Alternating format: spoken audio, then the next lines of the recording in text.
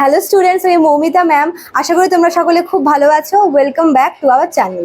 Students, আজকে আমি তোমাদের second semester minor political science থেকে রাজনীতি সম্পর্কে মার্ক্সবাদীরা যে দৃষ্টিভঙ্গি দিয়েছেন তার উপরে ক্লাস নেব। তো ক্লাসটি শুরু করার আগে বলে রাখি যে আমাদের অনলাইন ক্লাস কিন্তু চলছে এবং তোমাদের এক্সামও যেহেতু সামনে, তো এখনও কিন্তু আমাদের সেন্টারে অ্যাডমিশন চলছে। তোমরা যারা আমাদের কাছে অ্যাডমিশন নিতে চাইছো তারা আমাদের হেল্পলাইন নাম্বারে যোগাযোগ করতে পারো। আমাদের হেল্পলাইন নাম্বার দেখো এখানে দেওয়া আছে, দুটো নাম্বার। একটা হচ্ছে 6295916282, আর একটা হচ্ছে 7076398606। ঠিক আছে, এই দুটো আমাদের হেল্পলাইন নাম্বার রয়েছে। তোমরা যে কোনো একটি নাম্বারে যোগাযোগ করে আমাদের সাথে কিন্তু যুক্ত হয়ে যেতে পারো। ঠিক আছে, এবং তোমাদের কোর্স ফি যেটা একদম শুরুতে রাখা হয়েছিল 999 টাকা, এখনও কিন্তু সেটাই রাখা হয়েছে। আমাদের যে কোর্সের ডিউরেশন সেটা রয়েছে হচ্ছে 6 মাসের। তোমরা যারা এখন অ্যাডমিশন নেবে তোমাদেরও কিন্তু হচ্ছে এই সেম অ্যামাউন্টটাই পে করতে হবে, এবং তোমরা বিগত যতদিন আমরা ক্লাস নিয়েছি এই সমস্ত ক্লাসের একটা বলতে পারো যে একটা মানে সমস্ত যে নোটসগুলো সেগুলো তোমাদের কিন্তু প্রোভাইড করে দেওয়া হবে। তোমরা যারা এখন অ্যাডমিশন নেবে তোমাদেরকেও কিন্তু সেম অ্যামাউন্টটাই পে করতে হবে, এই 999 টাকা। ঠিক আছে, চলো শুরু করে দিই ভিডিওটি। দেখো, আজকের টপিক যেটা শুরুতেই বললাম যে রাজনীতি নিয়ে বা পলিটিক্স নিয়ে যে মার্কসিস্টরা রয়েছেন তাদের দৃষ্টিভঙ্গি কি। দেখো, সমাজবিজ্ঞানের মতো রাষ্ট্রবিজ্ঞানেও কিন্তু আমরা বিভিন্ন রাষ্ট্রবিজ্ঞানীদের বিভিন্ন মানে রাষ্ট্রবিজ্ঞান সম্পর্কে বিভিন্ন সংজ্ঞাগুলি দেখেছি।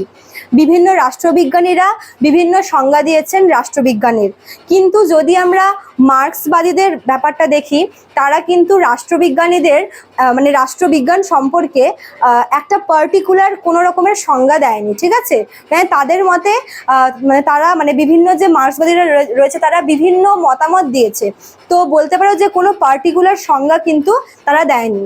তারা মনে করেন যে এই যে রাজনীতি বা পলিটিক্স এটা হচ্ছে সামাজিক প্রক্রিয়ারই একটি দিক।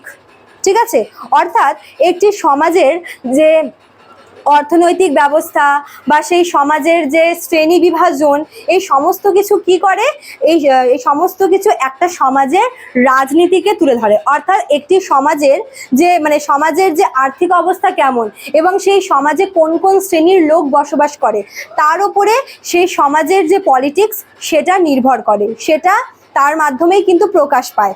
ঠিক আছে, অর্থাৎ আমরা বলতে পারি যে মার্ক্সবাদীরা মনে করেন যে রাষ্ট্রীয় ক্ষমতাই হলো রাজনীতি। ঠিক আছে, রাষ্ট্রীয় ক্ষমতা।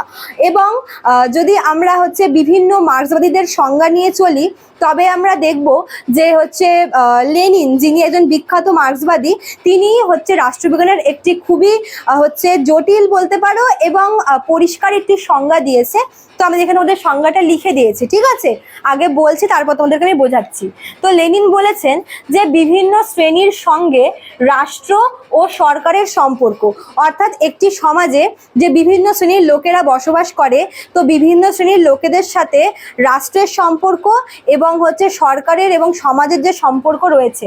ঠিক আছে, এবং বিভিন্ন শ্রেণীর অভ্যন্তরীণ পারস্পরিক সম্পর্ক, মানে মনে করো যে একটা সমাজে তো বিভিন্ন শ্রেণীর লোক বসবাস করে, তো কি এখানে বলতে চেয়েছে যে এক শ্রেণীর সঙ্গে আরেক শ্রেণীর যে পারস্পরিক সম্পর্ক, মানে এক শ্রেণীর সঙ্গে আরেক শ্রেণীর মধ্যেকার অভ্যন্তরীণ সম্পর্ক এবং শ্রেণীর সাথে রাষ্ট্রের বা সরকারের যে সম্পর্ক সেটাকেই বলা হয়েছে রাষ্ট্রবিজ্ঞান। এটা বলেছেন হচ্ছেন মার্ক্সবাদী লেনিন। ঠিক আছে, অর্থাৎ তিনি বলতে চেয়েছেন যে এই যে শ্রেণীর যে প্রভুত্ব বা শ্রেণীর কর্তৃত্ব এবং শ্রেণীর সংগ্রাম, ঠিক আছে, এটাই হচ্ছে রাজনীতির মূলনীতি।